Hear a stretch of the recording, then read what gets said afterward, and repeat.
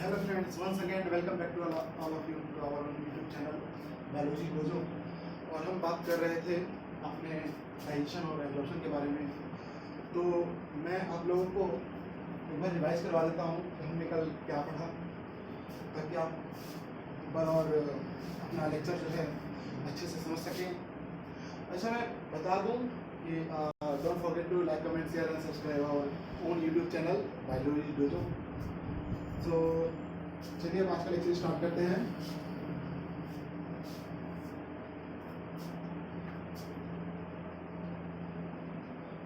तो हमने कल लास्ट लेक्चर में पढ़ा कि हमारा एलिमेंट्री कैनाल कैसे और कहाँ किस तरह से मॉडिफाई हो रहा है, और उसमें क्या क्या कौन कौन से मॉडिफिकेशन हो रहे हैं, और एलिमेंट्री कैनाल के कितने लेयर्स होते हैं। तो देखिए, कल हमने क्या पढ़ा? कल हमने पढ़ा कि एलिमेंट्री कैनाल के 4 लेयर होते हैं। कौन कौन से देखेंगे? बाहर से अंदर की तरफ चलें, ठीक है। बाहर से अंदर की तरफ चलेंगे तो सबसे पहली लेयर कौन सी मिलेगी? सबसे पहली लेयर मिलेगी सीरोसा, फिर होगा मस्क्यूलरिस,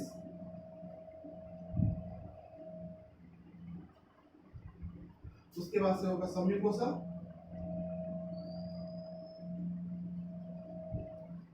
उसके बाद से होगा म्यूकोसा, ठीक है। और जैसा कि हमने कल पढ़ा था कि सीरोसा जो है वो मेसोथेलियम से बना रहता है। मेसोथेलियम क्या होता है? Epithelium of visceral organ. क्या होता है mesothelium? Epithelium of visceral organ, ठीक है। और सबम्यूकोसा जो है उसके अंदर काफी सारे मॉडिफिकेशंस देखे गए हैं। इसमें नर्व्स होते हैं, ब्लड वेसल्स होते हैं, ठीक है। और म्यूकोसा जो है वो उसके अंदर भी मॉडिफिकेशंस देखे गए हैं। कहाँ देखे गए हैं? पहला जो देखा गया वो स्टमक में देखा गया, और स्टमक में देखा गया तो एक टर्म दिया गया, कौन सा? रुगे। रुगे टर्म दिया गया। रुगे क्या होता है? Irregular folds of mucosa, irregular folds of mucosa in stomach क्या होगा इसका? रुगे is irregular folds of mucosa in किसमें? स्टमक में,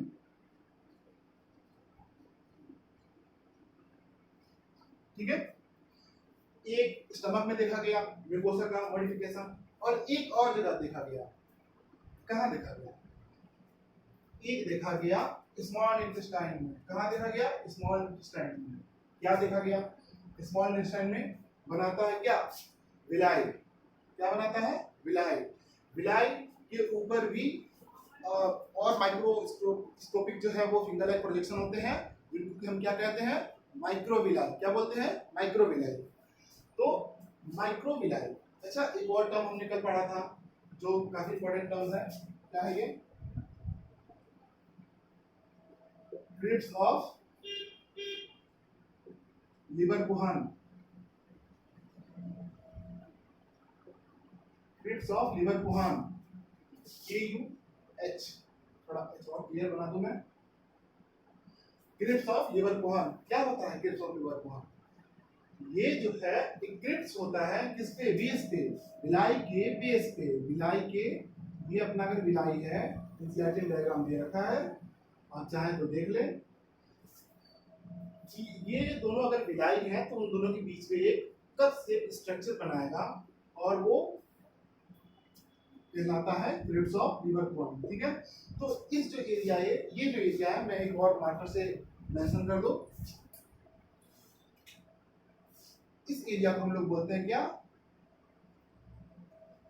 क्रिप्स ऑफ लिवरपुहान, ठीक है। इस एरिया को बोलते हैं हम क्रिप्स ऑफ लिवरपुहान। और इस ये जो विलाई है ये क्या है? कल बताया था मैंने डायग्राम में, विलाई है, ठीक है।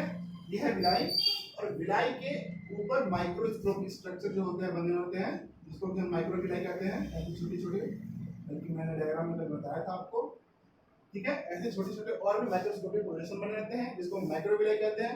अच्छा, ये भी बताया था मैं इनका सबका काम क्या होता है। रुगे और माइक्रोविलाई दोनों का, या रुगे और विलाई दोनों का काम होता है क्या, सरफेस एरिया को बढ़ाना, सरफेस एरिया को बढ़ाना, ताकि मैक्सिमम एब्जॉर्प्शन, मैक्सिमम डाइजेशन या मैक्सिमम जो है वो फंक्शनिंग हो सके, ठीक है। तो मैं इसको क्लियर कर देता हूँ। कल हम इसको सब पढ़ चुके हैं लास्ट क्लास में।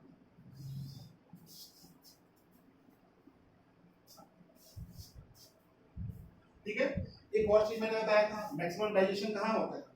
मैक्सिमम डाइजेशन होता है डियोडिनम में।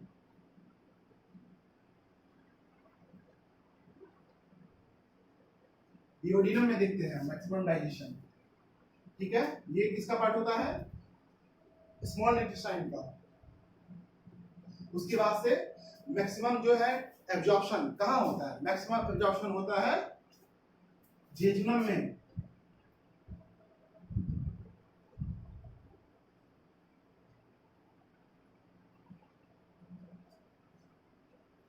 जेजुनम में मैक्सिमम डाइजेशन होता है। उसके बाद से एक और पार्ट होता है इलियम। अच्छा, एक और मैंने बताया था क्या, vermiform appendix, finger like projection कहाँ से अराइज होता है, कहाँ से अराइज होता है, सिक्कम से। और वहाँ पे वर्मीफॉर्म अपेंडिक्स में क्या पाए जाते हैं, वर्मीफॉर्म अपेंडिक्स में सिम्बायोटिक बैक्टीरिया पाए जाते हैं जो कि हमारे बॉडी के लिए भी यूजफुल होते हैं। वर्मीफॉर्म अपेंडिक्स एक वेस्टिजियल ऑर्गन है, ठीक है। ये भी बताया था मैंने लास्ट क्लास में। और क्या छूट रहा है, टीथ टंग, टंग के बारे में देखिए, मैं एक कल चीज भूल गया था और मैंने उसको दोबारा बताया था। क्या बताया था मैंने, एक फ्रेनुलम टर्म बताया था, फ्रेनुलम, ठीक है। फ्रेनुलम क्या होता है, फ्रेनुलम होता है एक थिन लाइन होती है मसल की जो कि टंग को ओरल कैविटी के सरफेस से जोड़े रखती है, ठीक है। और क्या मैं बताऊं, और तो मुझे लग रहा था मैंने बता ही दिया, लगभग सारे क्लास ही रिवाइज कर दिया मैंने। तो चलिए आज हम स्टार्ट करेंगे ग्लैंड्स के बारे में, ठीक है। ये हमारा जो लेक्चर है डाइजेशन एंड एब्जॉर्प्शन का, ये मैक्सिमम 3 या 4 जाएगा मैक्सिमम, ठीक है, उससे ज्यादा नहीं जाएगा। 3 में ही हो सकता है कंप्लीट हो जाए, लेकिन फिर भी मैं आप लोगों को ज्यादा अंडरस्टैंडिंग के लिए मैं इसको प्रोसेस 4 में भी शिफ्ट करूंगा। उसके बाद से फिर हम 4th लेक्चर से अपनी अगले चैप्टर को स्टार्ट करेंगे, ठीक है। तो आज हम बात करेंगे किसके बारे में, ग्लैंड्स के बारे में। किसके बारे में, ग्लैंड्स के बारे में, ठीक है। तो देखिए ग्लैंड्स क्या होते हैं और कहाँ होते हैं। ग्लैंड्स के अंदर जो है डाइजेस्टिव जूसेस वगैरह बनते हैं, ठीक है। उस वो एक पाउच लाइक स्ट्रक्चर हो सकते हैं, वो जैसे कि हमारा स्लेवरी ग्लैंड होता है। और हम स्टार्ट करेंगे ग्लैंड्स को अपने जैसा जो हम लोग का एलिमेंट्री कैनाल का बात था कि माउथ, माउथ के बाद से आता है फेरिंग्स, फेरिंग्स के बाद से oesophagus, stomach, small intestine, large intestine और फिर एनस, ठीक है। तो हम स्टार्ट करेंगे ग्लैंड्स को अपने माउथ से। तो माउथ में कौन सी ग्लैंड पाई जाती है, आप सभी जानते हैं माउथ में पाई जाती है कौन सी ग्लैंड, माउथ में पाई जाती है सलाइवरी ग्लैंड,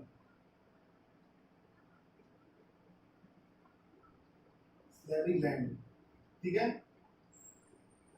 सलाइवरी ग्लैंड पाई जाती है। सलाइवरी ग्लैंड भी 3 तरह के होते हैं, ठीक है। 3 पार्ट होते हैं, 3 अलग अलग जगह पाए जा रहे हैं, इसलिए 3 अलग अलग पार्ट है, सब के सब जूसेस ही निकालते हैं, लेकिन 3 पार्ट इसको डिवाइड कर देंगे हम।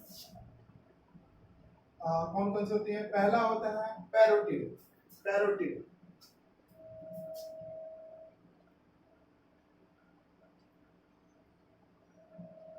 पैरोटिड, पैरोटिड ग्लैंड, ठीक है। दूसरा होता है कौन सा, इसको नंबर दे देते हैं,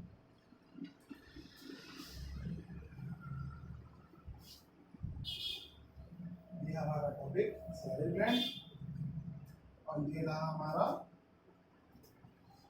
सैलरी ग्लैंड का पहला टाइप,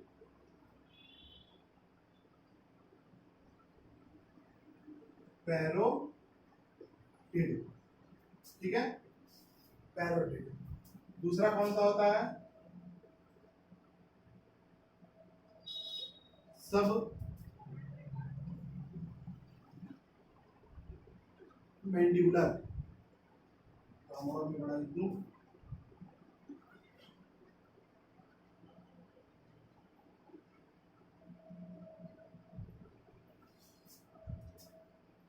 एक्चुअली ये विजुलाइज नहीं हो रहा होगा आपको अच्छे से, मुझे ऐसा लग रहा है, ठीक है।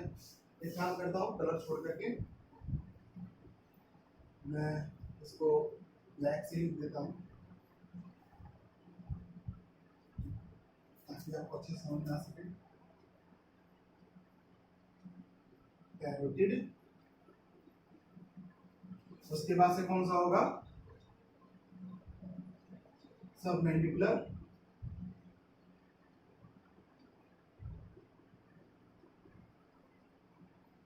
सबमैंडिबुलर पे एक और नाम देते हैं, कौन सा? सब मैक्सिलरी,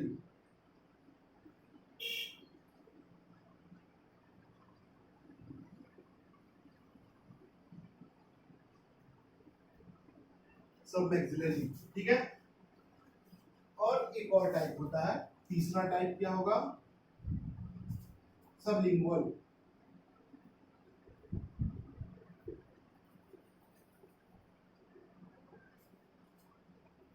ठीक है। तो सबलिंगुअल जो है, लिंगुअल का मतलब ही होता है टंग। लिंगुअल जो भी सभी आप टर्म जो है वो लिंगुअल सुने, तो आप इसको ऐसे समझिए कि ये टंग के बारे में ही डिस्कस हो रहा है यहाँ पे। तो सबलिंगुअल, सब मतलब होता है पहले, उसके पहले, ठीक है। तो यानी कि टंग के नीचे बिलो साइड में जो है ये पाई जाती है। तो इसको लिखेंगे हम, कहाँ पाई जाती है? Below the tongue, below to tongue,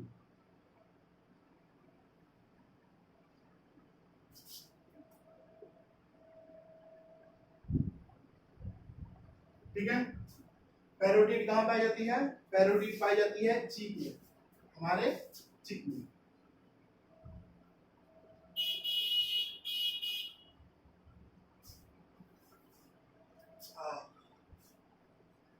ठीक है।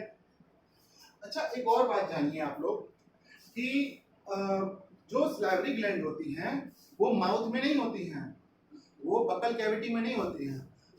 जितने भी ये जो सलाइवरी ग्लैंड्स आपको मैंने लिखे हुए हैं, पैरोटिड, सबमैंडिबुलर और ये सबलिंगुअल, ये तीनों के तीनों ओरल कैविटी या बकल कैविटी से बाहर होते हैं, जस्ट बाहर होते हैं उसके, ठीक है, दूर नहीं होते जाते, जस्ट बाहर होते हैं। और इनका जो सिक्रेटरी प्रोडक्ट है, जो सलाइवरी जूस है इसका, इनका जो सिक्रेटरी प्रोडक्ट क्या होगा सलाइवरी जूस, ठीक है। तो सलाइवरी जूस जो है वो सीक्रेट होता है बक्कल कैविटी में। कहाँ सीक्रेट होता है? बक्कल कैविटी में। लेकिन ये ग्लैंड्स बक्कल कैविटी में नहीं होते हैं, ठीक है। तो यहाँ पे हम लिख देंगे कि salivary glands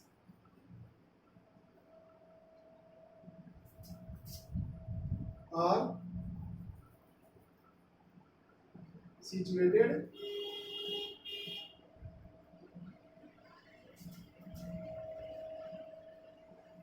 just outside to buccal cavity, ठीक है, just outside to buccal cavity, ठीक है। एक और चीज लिख सकते हैं, एक और टर्म, सॉरी एक और पॉइंट लिख सकते हैं, क्या कि सिक्रेटरी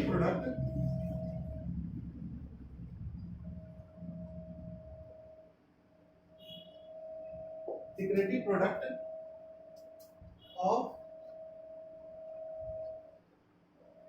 salivary gland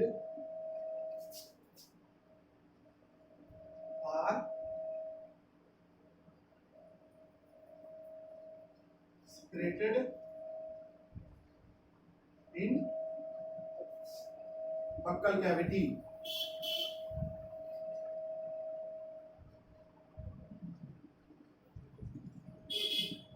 ठीक है। ये तो पॉइंट हो गया हमारे। तो ये रहा हमारा सलाइवरी ग्लैंड के बारे में। आप इसको नोट कर लीजिए। और ज़्यादा तो है नहीं ये, मैंने काफ़ी बड़ा बड़ा लिख दिया है, तो ज़्यादा नहीं है, आप इसको जल्दी नोट करिए। ठीक है, मैं आपको 10 सेकंड का टाइम दे रहा हूँ, आप नोट करिए इसको।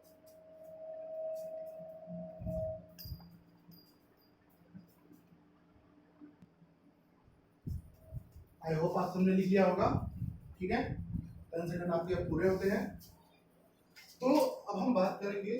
अच्छा, मैंने एक चीज देखी नहीं लिखी मैंने यहाँ पे, क्या नहीं लिखा कि सब मैंडिबुलर जो होता है वो कहाँ से रहता है।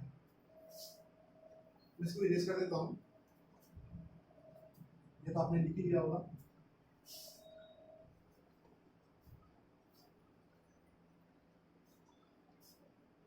सब मैंडिबुलर कहाँ होता है? सब मैंडिबुलर होता है बिलो टू लोअर जॉ।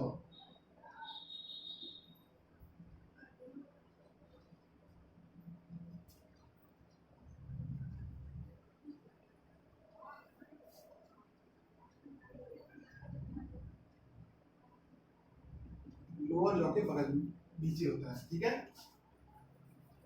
तो ये रही बात सैलिवरी ग्लैंड की। नोट कर लीजिए इसको, मैं मिटाऊं इसको। तो ये रही बात सैलिवरी ग्लैंड की।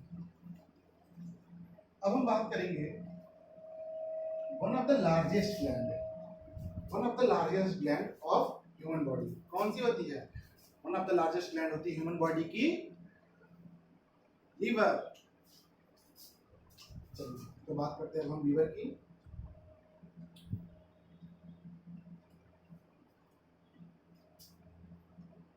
तो ये रहा लीवर टॉपिक।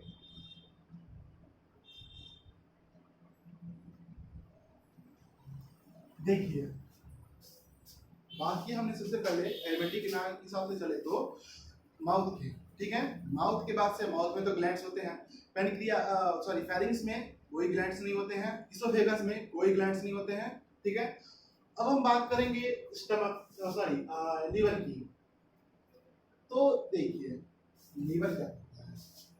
लीवर जो होता है वो largest gland of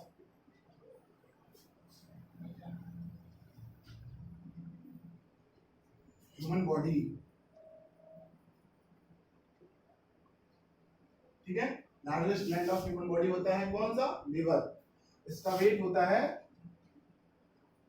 1.2 to 1.5 kg इसका वेट होता है। ठीक है, और देखिए कहाँ रहता है ये? जस्ट बिलो, मैं थोड़ा और बड़ा लिख दूं और गैप के साथ,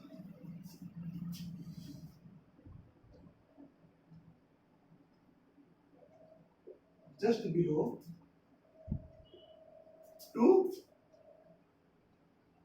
डायफ्राम।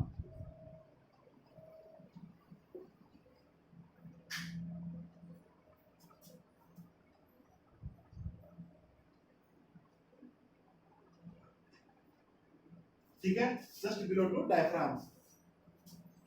अब हम बात करेंगे कि लीवर में और क्या क्या होता है।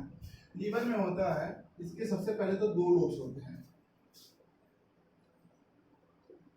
बाई लोब्ड, ये बाई लोब्ड ऑर्गन है। ठीक है, दो लोब रहेंगे। तो मैं इसका डायग्राम यहां बना देता हूं।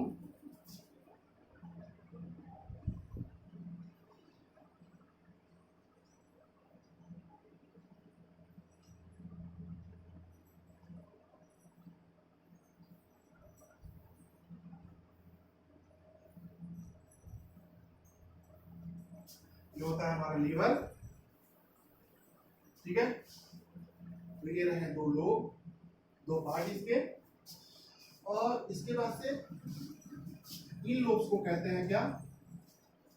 ये जो लोब्स होते हैं इनको हम बोलते हैं हिपैटिक लोब्स, हिपैटिक लोब्स, ठीक है। और देखिए हिपैटिक लोब्स जो होते हैं वो थिन कनेक्टिव टिश्यू से, थिन कनेक्टिव टिश्यू से कवर्ड होते हैं, थिन कनेक्टिव टिश्यू से कवर्ड होते हैं। देखिए कैसे कवर्ड होते हैं, देखा जाएगा,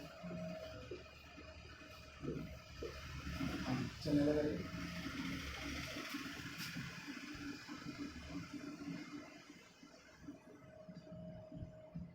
ये जो हमारा लीवर है,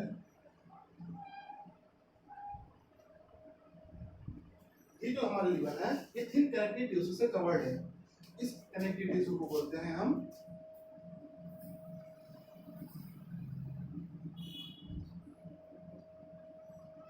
ग्लाइसन्स कैप्सूल। इस कनेक्टिव टिश्यू को, इसको, ये जो ब्लू कलर की जो लाइन है इसको हम बोलेंगे ग्लाइसन्स कैप्सूल, ठीक है। अच्छा, ये इसको मैं लिखवा ही देता हूँ।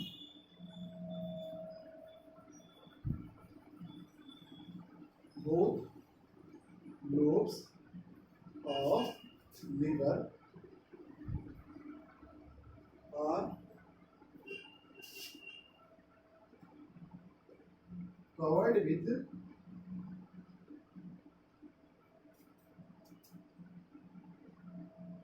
thin connective tissue,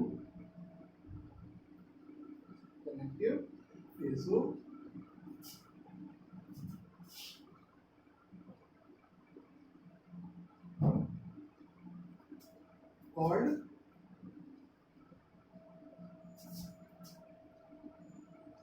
Gleason's capsule,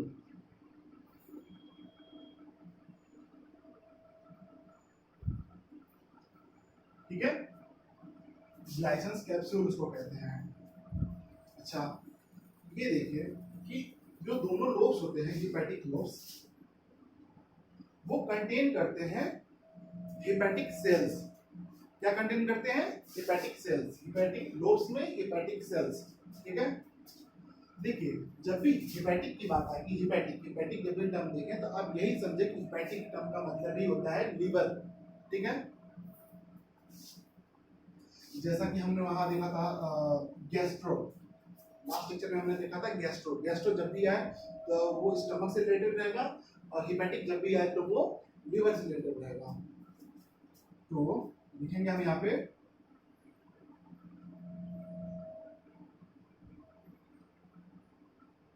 hepatic lobes contain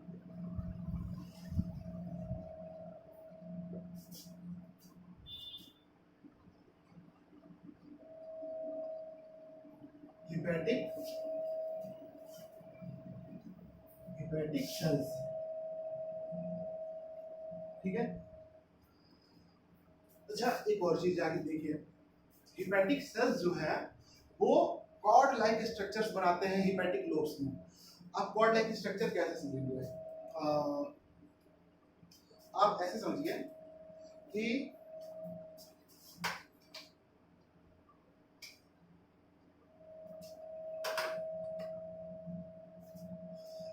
जो एक रस्सी लीजिए, ठीक है। आपने सबने देखी होगी कि रस्सी, या फिर आपने सबने देखी होगी ये जो नॉर्मल घर में वायरिंग की रहती है, ठीक है, उनके जो वायर्स होते हैं जो रेड और ब्लू इन जनरल होते हैं या फिर ब्लैक और येलो कलर के होते हैं, तो वो आपस में ऐसे आपस में लिपटे हुए होते हैं, ठीक है। वो घूमते हुए एक दूसरे को एक के बाद एक टर्निंग करते हुए जाते हैं।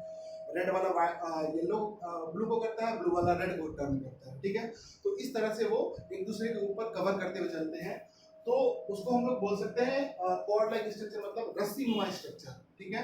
रस्सी नुमा स्ट्रक्चर को ही हम लोग कॉर्ड लाइक स्ट्रक्चर बोलते हैं। तो जो हेपेटिक सेल्स होते हैं वो कॉर्ड लाइक स्ट्रक्चर्स बनाते हैं, किसमें? हेपेटिक लोब्स में। हम लिख देंगे यहाँ पे आप लोग दिख रहा होगा, तो यहाँ लिख देंगे हम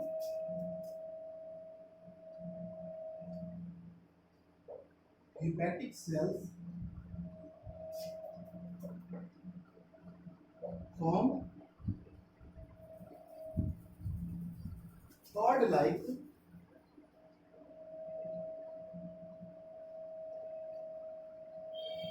structure in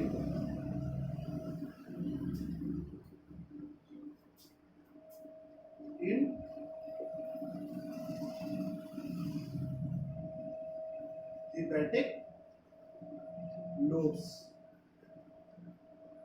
hepatic lobes में hepatic cells cord like structure बनाते हैं, ठीक है। तो जल्दी से आप इसको नोट कर लीजिए, इसको फिर से नोट कर देता हूँ। वही 10 सेकंड का टाइम है आपके लिए। चलिए लीजिए जल्दी से।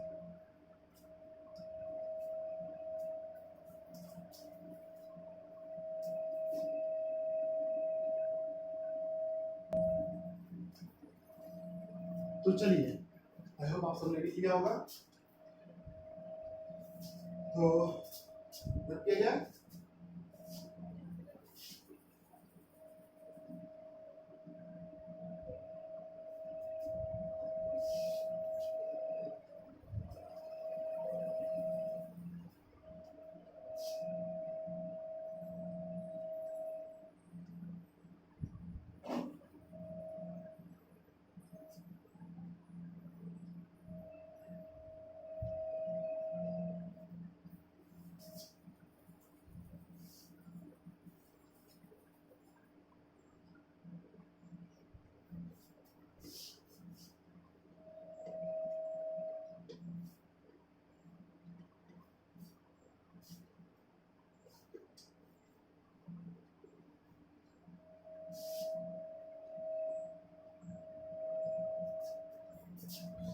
अच्छा देखिए कि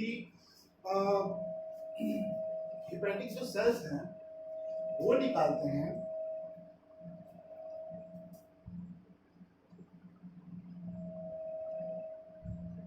हेपेटिक सेल्स सीक्रेट, क्या सीक्रेट करते हैं? Hepatic cells secrete bile, bile secrete करते हैं, ठीक है। बाइल जो है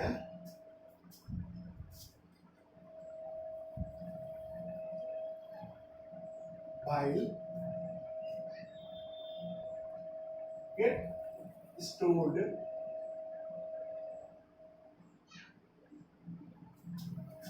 and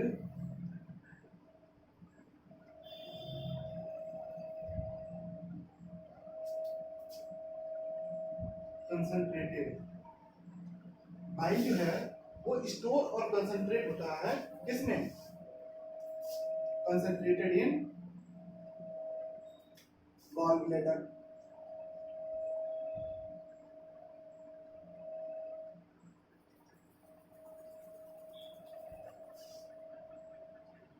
गॉल ब्लैडर में, ठीक है।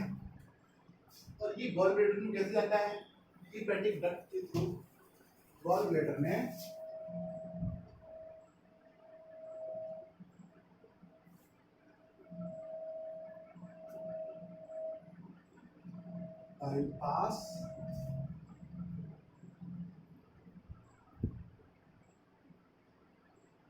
bypasses through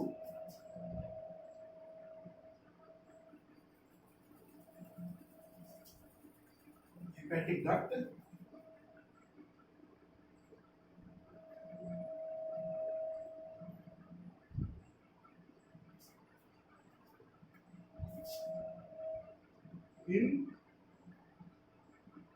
gall bladder. इसमें गॉल ब्लैडर।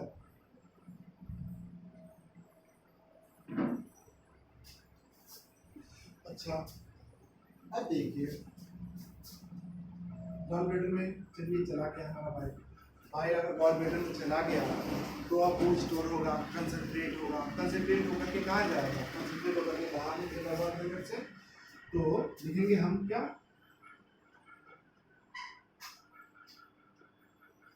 डक्ट्स ऑफ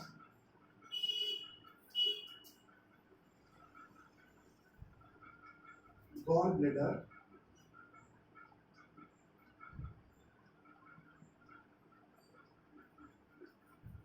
जिसको कि हम एक और नाम देते हैं क्या, सिस्टिक डक्ट।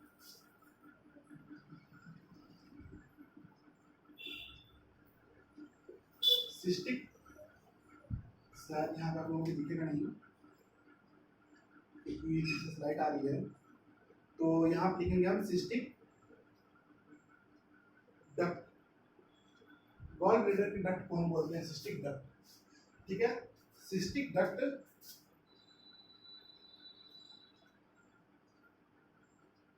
opens in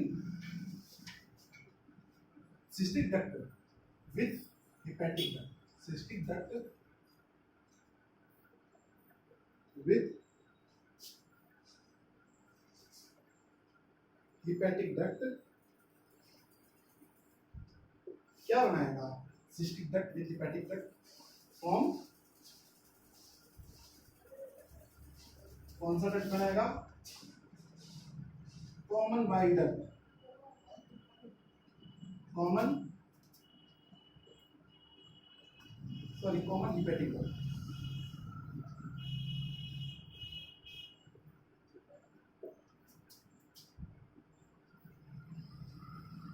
ठीक है, कॉमन हेपेटिक डक्ट या कॉमन बाइल डक्ट हम इसको बोल सकते हैं, ठीक है। और देखिए हेपेटिक डक्ट नहीं बोलेंगे इसको, कॉमन बाइल डक्ट ही बोल सकते हैं, ज्यादा सुटेबल यही रहेगा, कॉमन बाइल डक्ट, ठीक है। अब देखिए कॉमन बाइल डक्ट जो है वो मिलेगा किससे, पेनक्रियाज से। किससे मिलेगा, पेनक्रियाज से।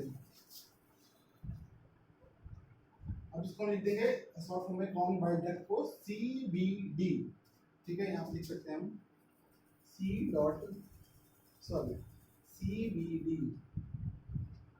कॉमन बाइल डक्ट CBD, ठीक है। लिखेंगे common bile duct CBD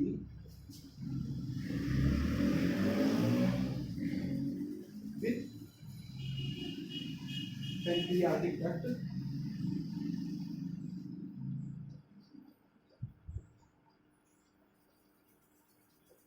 form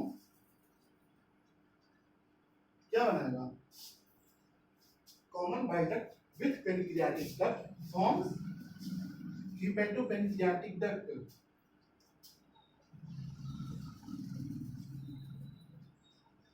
hepato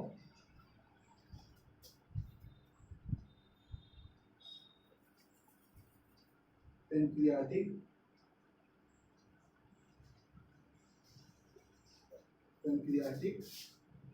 duct. Important line है ये, common bile duct CBD with pancreatic duct form hepatopancreatic duct. अच्छा, ये पेनक्रियाटिक डक्ट और कॉमन बाइल डक्ट कैसे रिलेटेड है, मैं भी आपको डायग्राम बना के समझाऊंगा, तो वो आपको उससे क्लियर हो जाएगा। अच्छा, एक और बहुत ही इंपॉर्टेंट लाइन है और एक बहुत इंपॉर्टेंट टर्म बोल सकते हैं आप, है क्या, स्पिंटर ऑफ रोडाई, ठीक है। तो लिखेंगे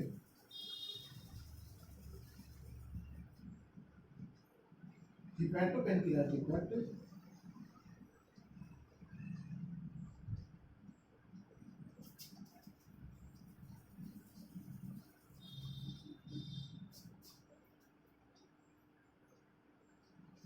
opens in, किसमें खुलेगा, opens in duodenum of small intestine,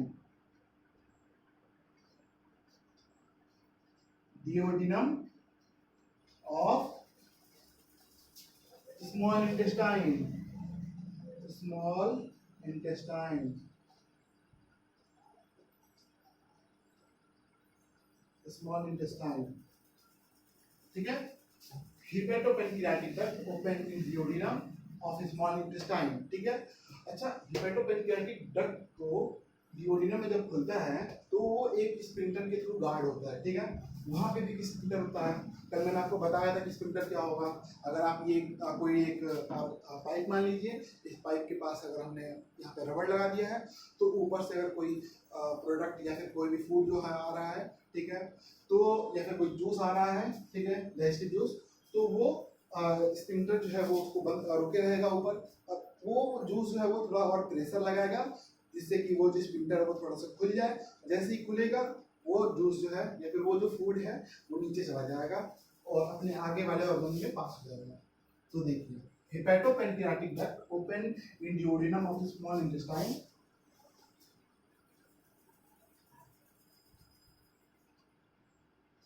and guarded by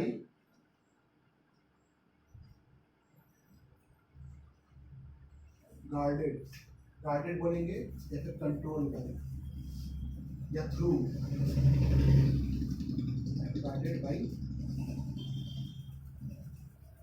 and guarded by sphincter of Oddi. ये इंपॉर्टेंट टर्म है, इसको भी मैं रेड कलर से लिख देता हूँ।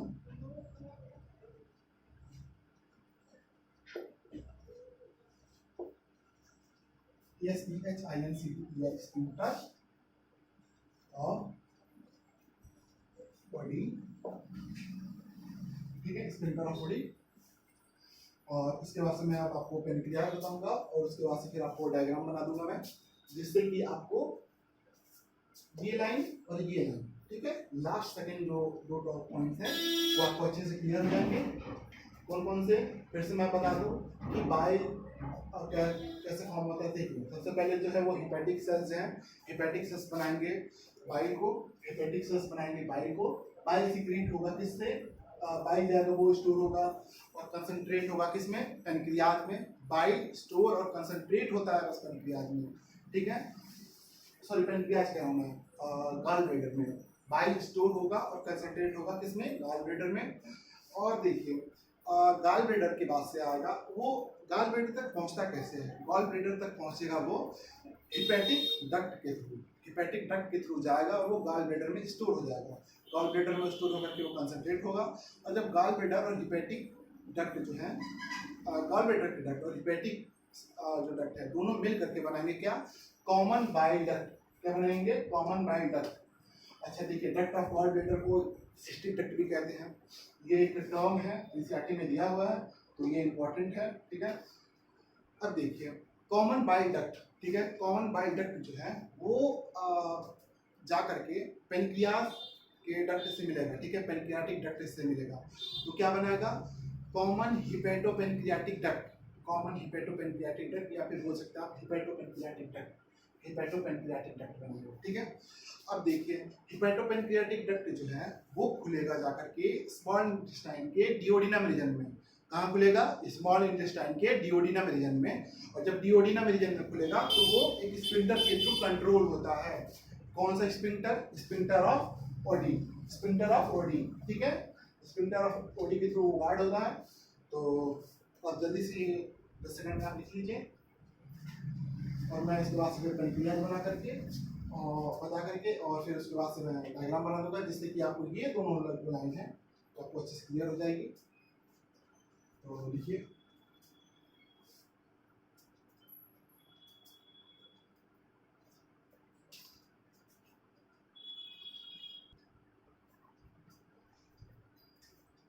तो आई होप आप सबने लिख लिया होगा और मैं अब इसको रब कर देता हूँ, ठीक है,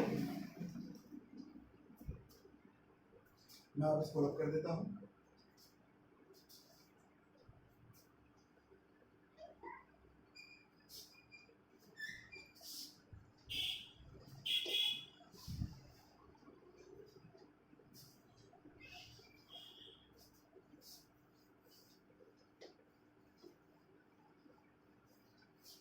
अब हमारा अगला ग्लैंड जो होगा वो होगा पेनक्रियाज। अगला ग्लैंड जो होगा पेनक्रियाज। पेनक्रियाज के बारे में एक खास बात होगी जो कि हम अभी आपको देखेंगे। कौन सी बात होगी डिस्कस करते हैं।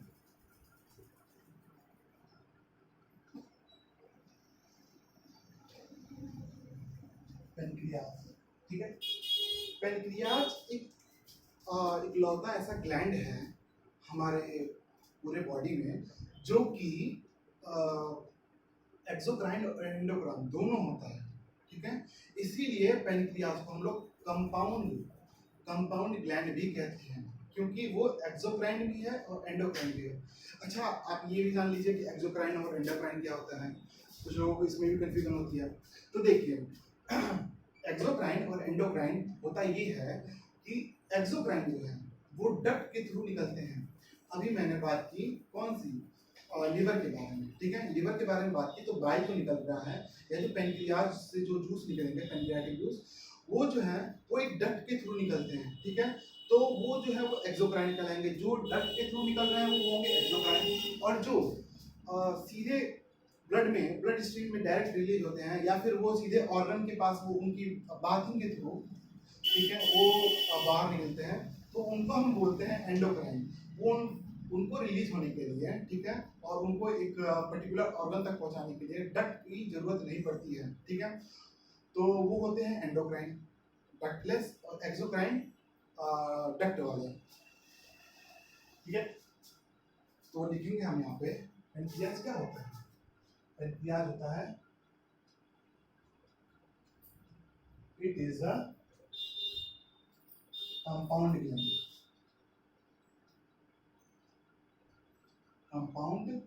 ग्लैंड, ठीक है।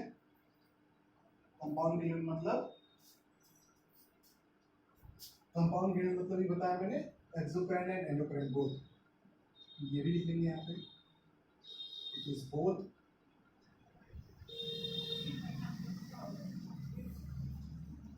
Exocrine and endocrine.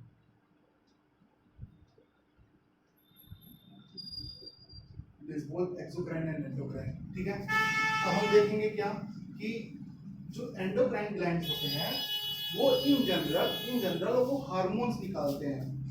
एंडोक्राइन जो ग्लैंड होते हैं वो हार्मोन्स निकालते हैं। हार्मोन्स क्या होते हैं, प्रोटीन होते हैं। वो हार्मोन्स वाले हम चैप्टर में पढ़ेंगे, केमिकल कंट्रोल एंड कोऑर्डिनेशन वाले चैप्टर में, चैप्टर नंबर 22, ठीक है। तो अब हम बात करते हैं एक्सोक्राइन पोर्शन से क्या निकलता है। एक्सोक्राइन पोर्शन से निकलता है पेनक्रियाटिक जूसेस, ठीक है। लिखेंगे यहाँ पे हम ऐसे लिखेंगे कि पेनक्रियाज, जैसा मैं लिख रहा हूँ आप ऐसा लिखते चले, आप लोगों को समझने में भी आसानी होगी, और नोट्स भी छोटे छोटे फॉर्म में बन जाएगा, और आप रिवाइज भी इजीली कर पाएंगे, ठीक है। पेनक्रियाज के दो पार्ट हैं, कौन से, एक्सोक्राइन और एक पार्ट है एंडोक्राइन, एक पार्ट है एंडोक्राइन, ठीक है, एक पार्ट है एंडोक्राइन। अब देखिए एक्सोक्राइन जो पार्ट है वो निकालेगा क्या, पेनक्रियाटिक जूस। एक्सोक्राइन पार्ट जो है वो निकालेगा, यहाँ पे इसके नीचे ही लिख लेंगे हम, एक्सोक्राइन पार्ट के it releases pancreatic juice,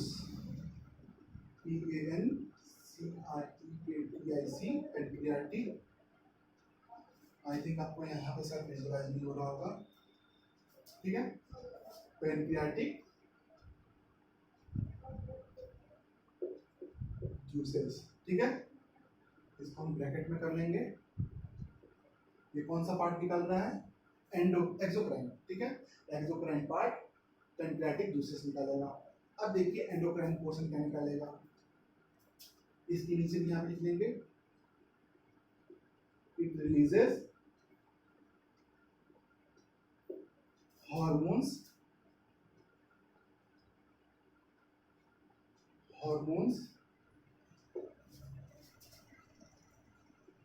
insulin and glucagon,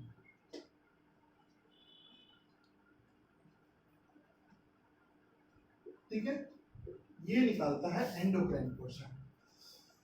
अब हम यहाँ पे अपना डायग्राम बना लेते हैं, ठीक है। आप जल्दी से नोट कर लीजिए, मैं इस पोर्शन को मिटा दूंगा, ठीक है। आप जल्दी से इसको पहले नोट करिए, तुरंत अभी नोट करिए। तो क्लासेस कैसी जा रही हैं आप लोगों की? कल आपने एनसीईआरटी पढ़ी? देखिए एनसीईआरटी को एक एक लाइन के थ्रू पढ़ते चलना है। अगर आप लेक्चर देख करके आप बुक बंद कर दे रहे हैं, हो गया लेक्चर कंप्लीट, फिर पढ़ाई नहीं होगी, तो ये लेक्चर किसी काम का नहीं रह जाएगा, ठीक है। आप सब भूल जाएंगे। आप लेक्चर देखिए, लेक्चर देखने के बाद से आप नोट्स बनाएं और उसके बाद से एनसीईआरटी को एक एक लाइन को आप एक एक लाइन से गो थ्रू हो, और आप एक एक लाइन को अगर पढ़ते चलेंगे तो आपको एनसीईआरटी क्लियर होती चलेगी, नहीं तो बाद में आपके लिए बहुत डिफिकल्ट हो जाएगा, ठीक है। स्टार्टिंग से ही अगर आप अपना पोर्शन कंप्लीट करते चलेंगे तो आपको लास्ट में मेहनत कम करनी पड़ेगी।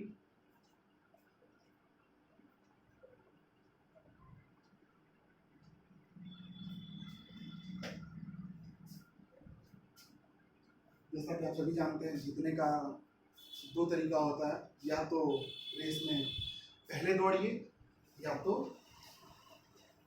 तेजी से दौड़ना पड़ता है, नहीं तो आप रेस में हार जाएंगे। तो आज हम ट्राई कर रहे हैं, हम लोग पहले ही दौड़ने की, हम स्टार्टिंग से मेहनत करेंगे तो हम लास्ट में कम पढ़ेंगे तब भी हमारा काम चल जाएगा और हम अच्छे मार्क्स स्कोर करेंगे। जब सबके सब टेंशन में रहेंगे तो अपना सिलेबस कंप्लीट हो चुका रहेगा। मैं मिटाता हूँ इसको।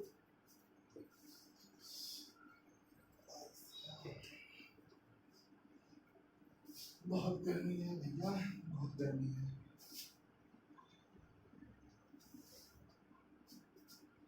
तो हम बनाएंगे अभी यहाँ पर अपना डायग्राम। देखते हैं भाई ग्रुप में चल रहा है कि नहीं, ग्रुप मार्कर चल जाए तो लग रहा है नहीं चलेगा, नाराज है इससे। चलिए दो ही मार्कर से बनाते हैं, ब्लू मार्कर को छोड़िए, ब्लू मार्कर को बंद करके रख देता हूँ यहीं पर।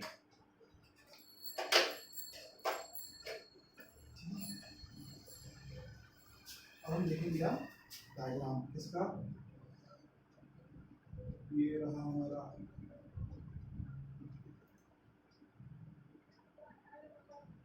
गॉल ब्लैडर,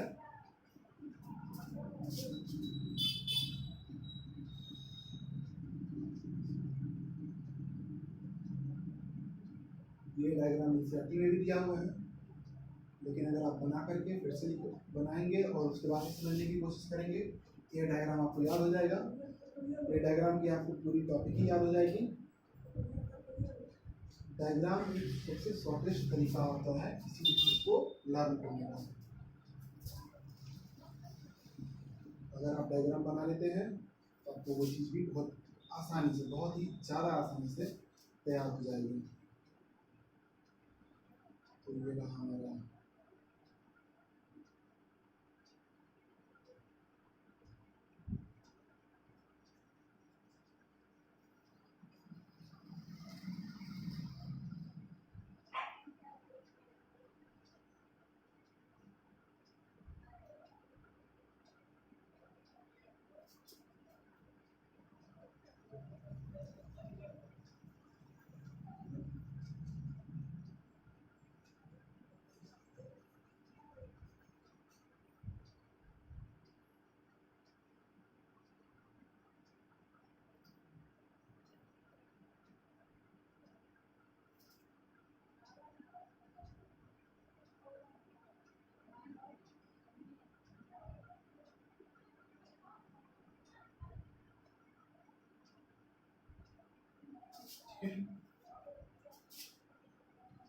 टाइम तो लगेगा डायग्राम बनाने में, क्योंकि हमें पूरा समझना है।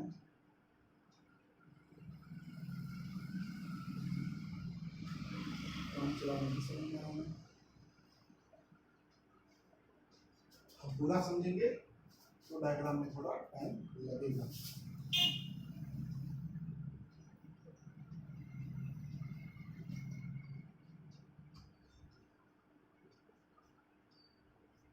ठीक है,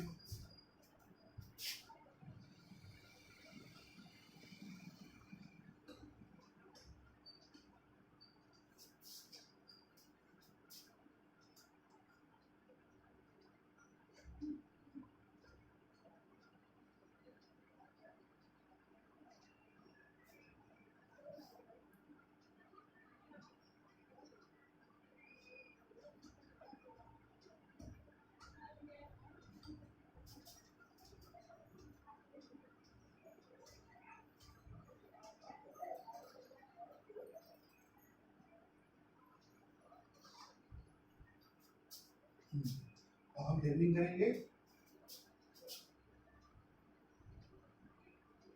ये होगा हेपेटिक डक्ट। ठीक है, थोड़ा और बड़ा लिख दूं मैं।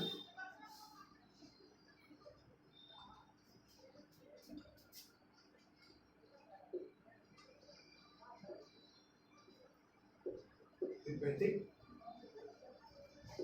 डक्ट। ठीक है, और ये है बाई डक्ट, जिसको हम सिस्टिक डक्ट भी बोलते हैं।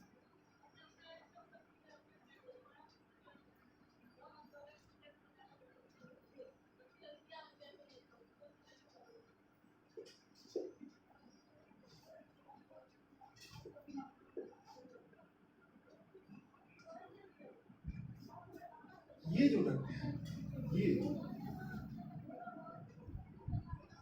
ये है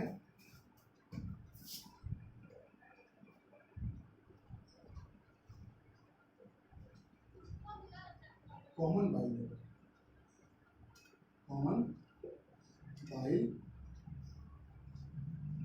डक्ट। और ये वाली जो डक्ट है, ये वाली, ठीक है, मैं कंफ्यूज ना होइएगा आप लोग। ठीक है, मैं कोशिश कर रहा हूँ अपनी पूरी कि आपको और अच्छे से क्लियर से व्यू मैं आपको दे सकूँ। ठीक है, ये वाली जो डक्ट है वो है हेपेटोपेनक्रियाटिक डक्ट।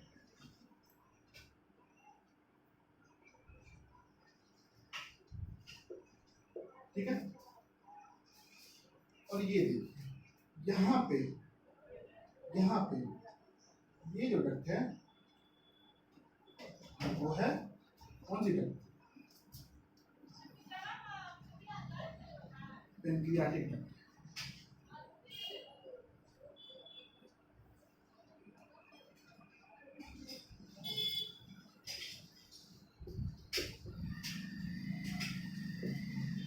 ठीक है, ये है पेनक्रियाटिक डक्ट। और हम लेबलिंग कर लेते हैं किसकी।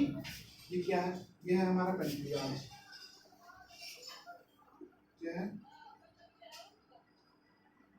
पेनक्रियाज। ठीक है, ये है हमारा गॉल ब्लैडर।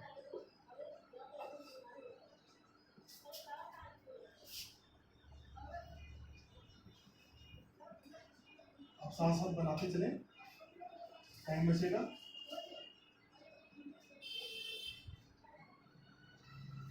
तो और क्या रह गया है? हाँ, ये जो आप देख रहे हैं ये कर्व सा जो स्ट्रक्चर गया है, कर्व सा जो पाइलेट स्ट्रक्चर गया है, ये जो पाइलेट स्ट्रक्चर गया है, इसको हम बोलते हैं क्या? डिओडिनम। इसको ब्लैक पेन से दिखा दो क्या? ये रेड पेन से। इसको हम बोलते हैं डिओडिनम। डिओडिनम मैंने बताया था कल क्या होता है। डिओडिनम होता है स्मॉल इंटेस्टाइन का सी शेप स्ट्रक्चर। सबसे पहला पार्ट स्मॉल इंटेस्टाइन का।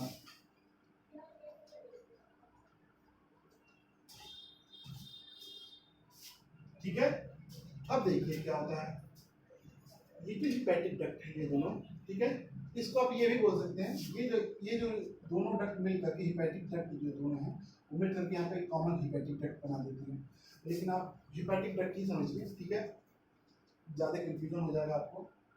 तो देखिए ये जो दोनों डक्ट है वो हेपेटिक डक्ट है, ठीक है, और ये जो डक्ट आ रही है वो है गॉल ब्लैडर। ये गॉल ब्लैडर, ये गॉल ब्लैडर की डक्ट। तो गॉल ब्लैडर की डक्ट को हम बोलते हैं सिस्टिक डक्ट। क्या बोलते हैं? Cystic duct. सिस्टिक डक्ट और हेपेटिक डक्ट। सिस्टिक डक्ट और हेपेटिक डक्ट। हेपेटिक डक्ट और ये सिस्टिक डक्ट, ये दोनों जब जहाँ आकर के ऐसे मिलते हैं, ये जो दोनों है जहाँ आकर के ऐसे मिलते हैं, ऐसे मिल जाएंगे, ये देखिए ऐसे है, ऐसे आकर के ये मिल गए हैं जहाँ पे, ठीक है, वहाँ भी ये बनाएंगे कॉमन बाइल डक्ट। क्योंकि अभी तक यहाँ से लीवर से आया बाइल और आकर के गॉल ब्लैडर में चला गया, गॉल ब्लैडर में जाकर के ये कंसंट्रेट हुआ और स्टोर हुआ, और उसके बाद से फिर वो बाइल जो है वो रिलीज हुआ किसमें? कॉमन बाइल डक्ट में, कॉमन बाइल डक्ट में बाइल आएगा, ठीक है, बाइल आएगा। और उसके बाद से आएगा, ये है हमारा पेनक्रियाज, ठीक है, पेनक्रियाज का ये पेनक्रियाटिक डक्ट, पेनक्रियाज के बाहर निकल रहा है जो डक्ट वो है पेनक्रियाटिक डक्ट।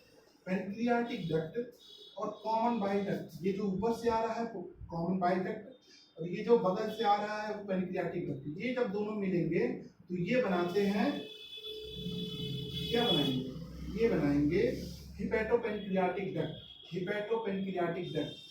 जब कॉमन बाइल डक्ट मिल्क और पेनक्रियाटिक डक्ट मिलेंगे तो बनाएंगे हिपैटोपेनक्रियाटिक डक्ट, हिपैटोपेनक्रियाटिक डक्ट, ठीक है। हिपैटोपेनक्रियाटिक डक्ट जो है वो ओपन होता है हमारे स्मॉल इंटेस्टाइन के डिओडिनम रीजन में, स्मॉल इंटेस्टाइन के डिओडिनम रीजन में।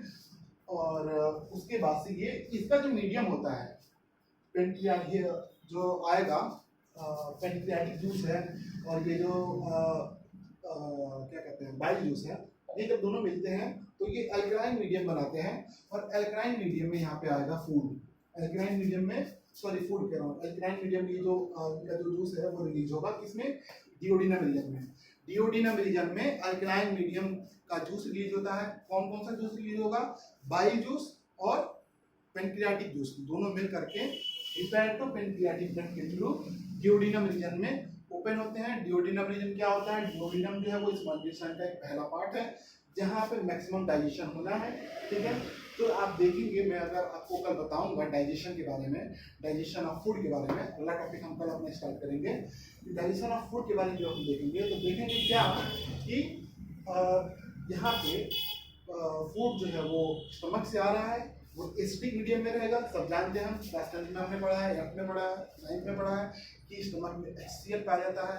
HCl जो है वो फूड से मिल करके एसिड मीडियम बनाएगा, एसिड मीडियम बनाएगा तो वो जो एसिड है, एसिड मीडियम वाला जो फूड है वो डिओडिनम में आएगा तो डिओडिनम को वो नुकसान पहुंचा सकता है, ठीक है। तो उसको न्यूट्रलाइज करने के लिए, एसिड को न्यूट्रलाइज करने के लिए हम बेस लाएंगे।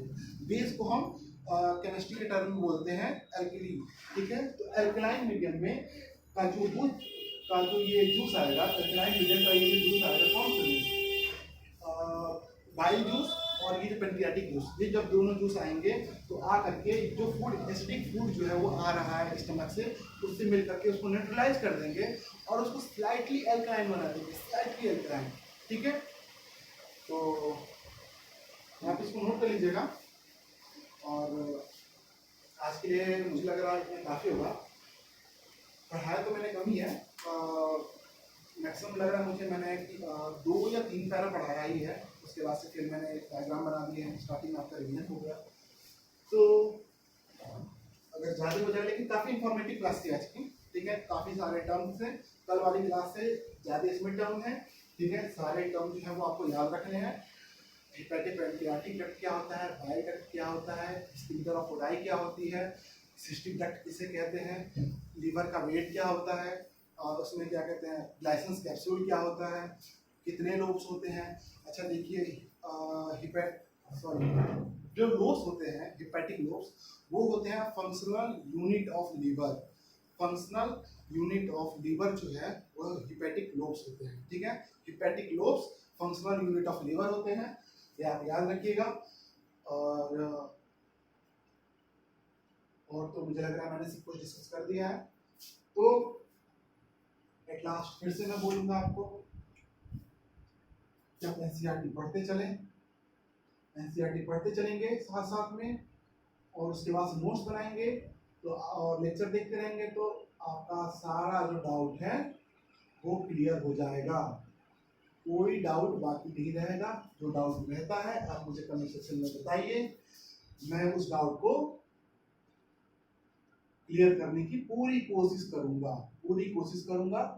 और मैंने लिंक दे दिया है अपने डिस्क्रिप्शन में कि आप चाहें तो आप मेरा आपका के टेलीग्राम चैनल ज्वाइन कर सकते हैं। आप मुझे बोलेंगे तो मैं आपको वहाँ पर शेयर कर दूंगा इस चैप्टर का शॉर्ट नोट, शॉर्ट फॉर्म में वहाँ पे शेयर कर दूंगा, जिससे कि आप एक तरह का वो फ्लो चार्ट रहेगा, जिससे कि आप उसको पूरे चैप्टर को 5 से 7 मिनट के अंदर आप पूरी तरह रिवाइज कर लेंगे। तो आज के लिए बस इतना ही। Don't forget to subscribe, like, comment and share our own YouTube channel Dojo classes, ठीक है, biology Dojo, sorry Biology Dojo. Don't forget to subscribe our channel Biology Dojo. Like, comment and share also. Thank you. और आप अपना जो suggestion है वो video के बारे में आप दे सकते हैं कमेंट सेक्शन में। ये आपका जो सजेशन होगा मेरे लिए काफ़ी मायने रखेगा। आप बता सकते हैं कि मुझमें क्या कमियां रही हैं क्लासेस में, वो मैं या फिर क्या कुछ छूट गया है तो मैं उसको क्लियर करने की पूरी कोशिश करूंगा। मैं उसको दोबारा पढ़ा दूंगा, उस पॉइंट को थोड़ा और टाइम दे दूंगा। देखिए लेक्चर थोड़ा और ज़्यादा लग जाएगा, 3 के बजाय 4, 4 के बजाय 4:30 तक जा सकता है, मैक्सिमम 4:30 तक जा सकता है। अगर लेक्चर तो जाए चलेगा, लेकिन अपना डाउट एक एक डाउट क्लियर होना चाहिए। ठीक है, तो आज के लिए बस इतना ही। बाय।